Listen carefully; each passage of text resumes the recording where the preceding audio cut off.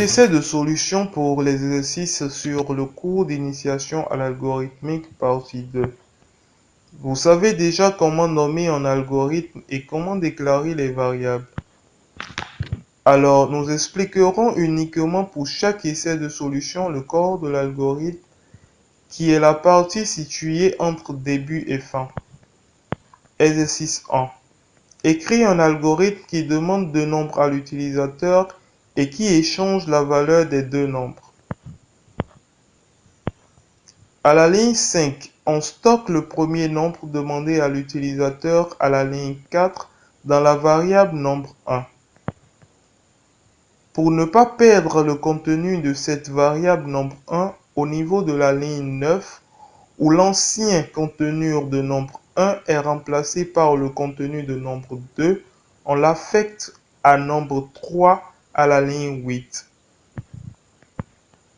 Sans la ligne 8, nombre 1 affecté à nombre 3, nombre 2 ne pouvait pas avoir la valeur de nombre 1 de départ à la ligne 10 parce qu'on aurait déjà perdu cette valeur après l'exécution de l'instruction de la ligne 9. Exercice 2. Écris un algorithme qui demande un nombre à l'utilisateur puis calcule et affiche le carré de ce nombre.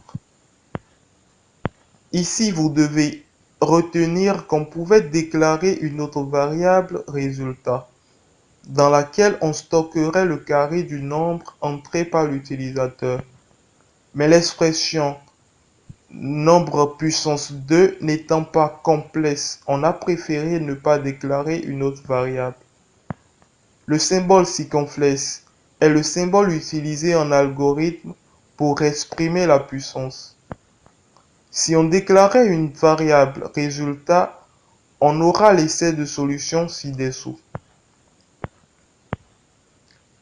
Exercice 3.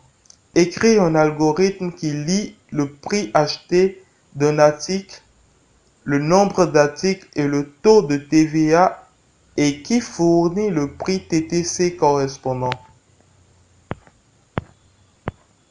Pas de commentaire au niveau de cet algorithme, il est facile à comprendre. Exercice 4. Quelle est la valeur de chaque variable après l'exécution de chaque instruction? Lorsque vous déclarez une valeur entière, elle contient au départ la valeur 0. 0.0 pour une variable réelle et nul pour une chaîne de caractères. Au niveau de la ligne 4, seule la variable A change de valeur et passe à 5.0.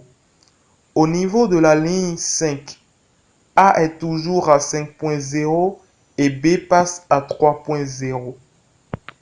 Le tableau ci-dessous vous présente la suite. Exercice 5.